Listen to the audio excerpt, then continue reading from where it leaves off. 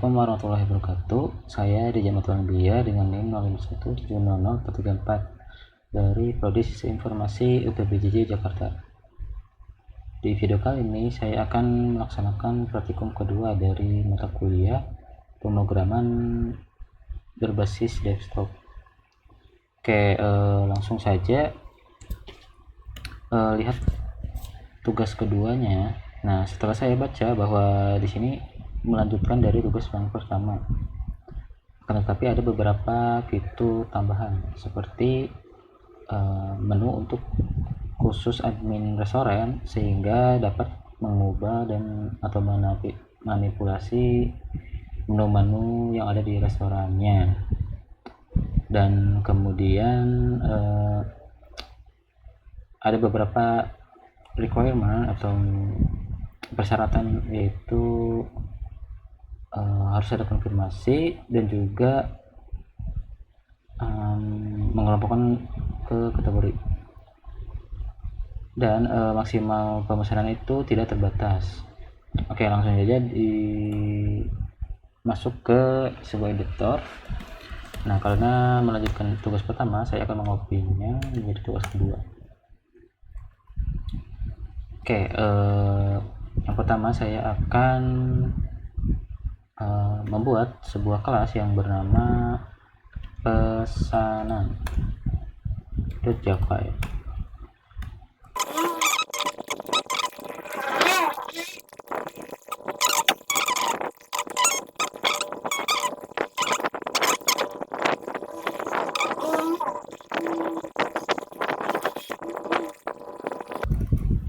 Nah, untuk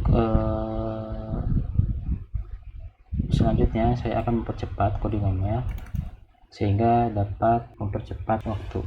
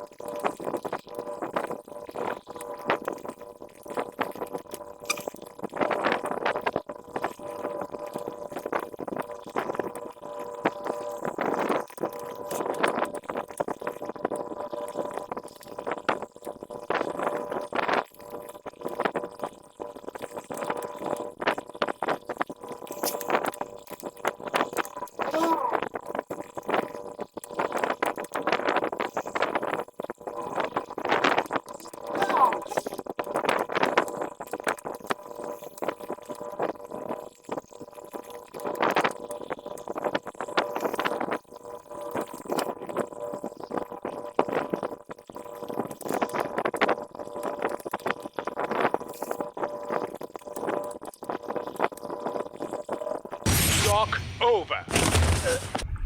Oke, sebenarnya ini sudah selesai. Nah, kita akan mendemokannya terlebih dahulu. Oke, kita compile dan jalankan. Nah, saya akan mencoba pesan seperti biasa. Kita pilih bakso misalkan, lalu jumlahnya 10, lalu pesan lagi ST 1. Nah, kemudian di sini ada beberapa pilihan. Nah, ketika kita coba bayar, ini sudah sesuai mendapatkan pajak dan diskon karena lebih dari 100.000. Nah, kalau pajak itu 10%. Nah, benar. Ketika kita masukkan uang yang kurang, maka akan munculkan pesan. Nah, kita bayar dengan sesuai. Lalu ada kembaliannya. Nah, karena kita mendapatkan ST atau membeli ST, maka akan berarti 1 sesuai dengan soalnya. Kembali batal. Nah, sekarang kita akan coba manajemen menu. Yang pertama ada pilihan melihat menu. Nah, di sini ada menu dan ketuk apa saja untuk kembali, dan kita akan coba tambah menu, yaitu dimsum dengan harga 10.000 dan kategorinya misalkan sembarang. Nah, akan kembali bertanya, kita pilih makanan, ya, lalu kita tambah lagi Coca-Cola misalkan dengan harga 7.000, lalu minuman. Nah, lalu pilih ya lagi. Nah, kita lihat makanan dan minunya sudah masuk ya.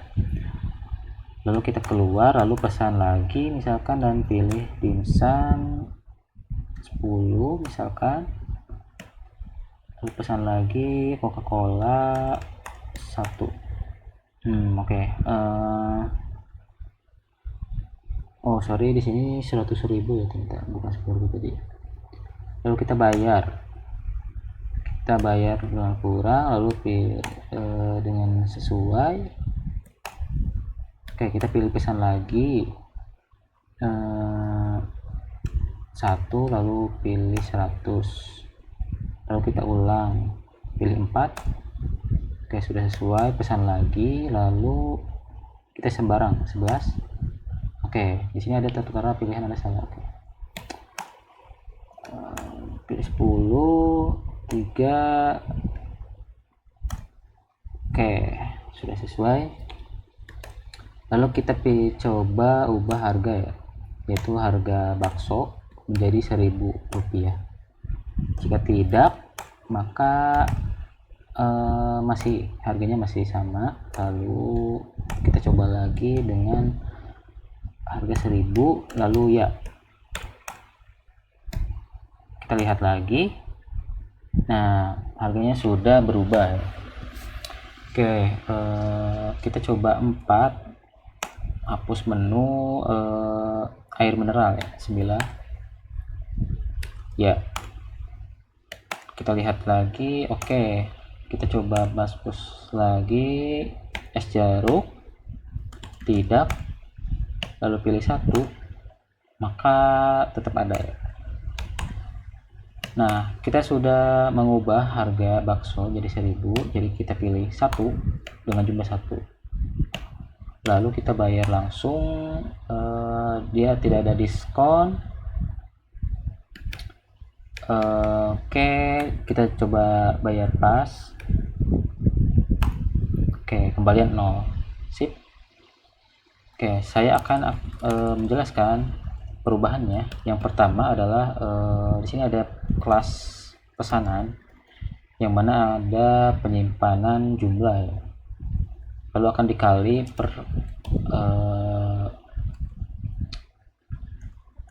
jumlah menu dan dikali harga.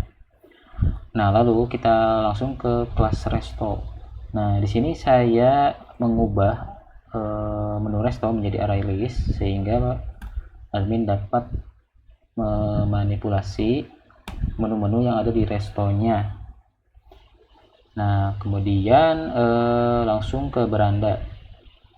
Nah, di beranda ini saya menambahkan satu menu manajemen. Oke, ini sudah masih sama. Nah, di sini ada baca .next line. Nah, ketika kita baca .next in atau next float atau next double, itu sebenarnya di dalamnya itu ngeparse ya, jadi ada pengecekan.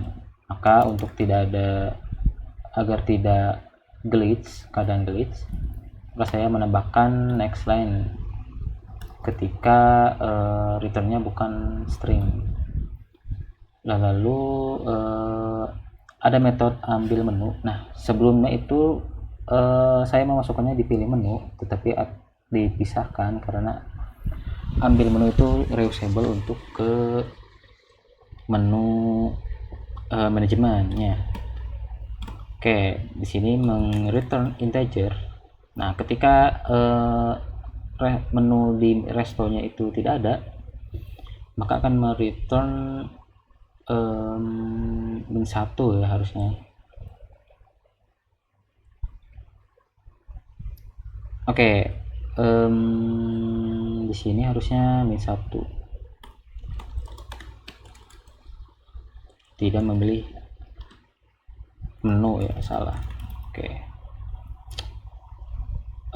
Kemudian ketika kita pilih batal, maka akan mereturn 0. Nah, sehingga dipilih menu dan juga manajemen menu itu akan ada beberapa kondisi ketika tidak ditemukan dan ketika memilih batal. Nah, di pilih menu ini ditambahkan inputan jumlah, kemudian memasukkannya ke pesanan dan juga jumlahnya, lalu kembali ke beranda.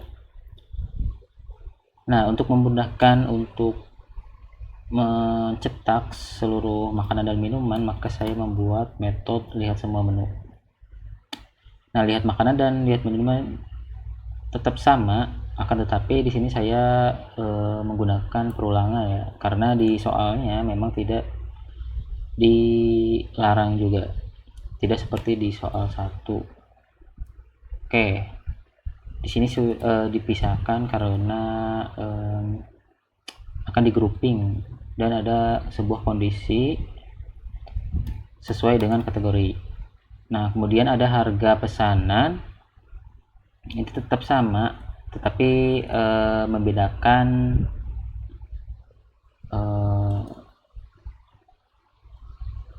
pada bagian mengambil datanya. Dan juga total harga juga sama. Kemudian pilih minuman gratis. Nah, di sini sebelumnya kan memilih minuman sembarang ya. Nah, seharusnya ketika pelanggannya membeli minuman, maka jika lebih dari 50.000 kalau nggak salah, maka akan mendapatkan beli 1 gratis 1. Nah, ini sudah sesuai dengan soal. Kemudian bayar. Di sini ada penyesuaian, yaitu di bagian kondisi untuk memasukkan uang, saya menggunakan perulangan while, sehingga ketika kembaliannya minus atau uangnya kurang, maka akan kembali bertanya uangnya, memasukkan uang lagi. Oke. Nah, di sini ada function baru. Nah, ketika di beranda memilih menu manajemen menu, maka akan memanggil menu ini, function ini ya. Kemudian ada kondisi untuk masuk ke sub menunya. yaitu submenu lihat menu, tambah menu, ubah menu, dan hapus menu.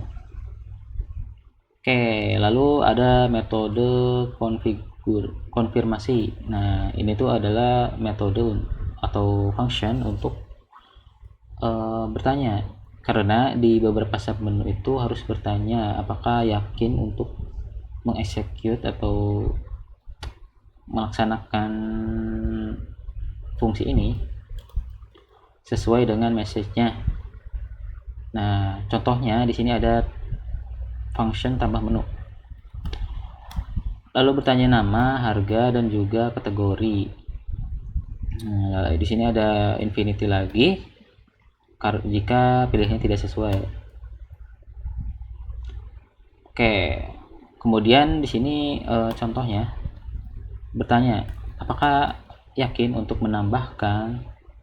Nah, jika tidak yakin maka akan kembali, tetapi jika pilihannya yes, lalu di sini ada untuk pencarian grouping atau menambahkan ke indeks berapa menu resto agar listnya itu tergrup ya,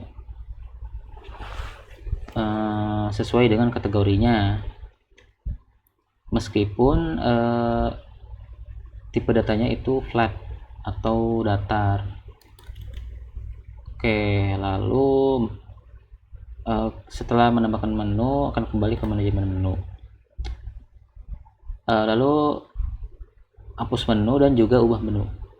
Di sini sebenarnya sama, hanya beda pesannya dan juga actionnya.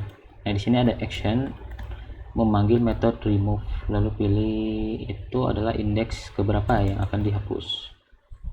Jika ubah nama maka akan memutate atau merubah atribut dari menu restonya. Oke, mungkin begitu saja dari saya. Atas perhatiannya terima kasih banyak. Jika ada kekurangan maka mohon maaf. Terima kasih sudah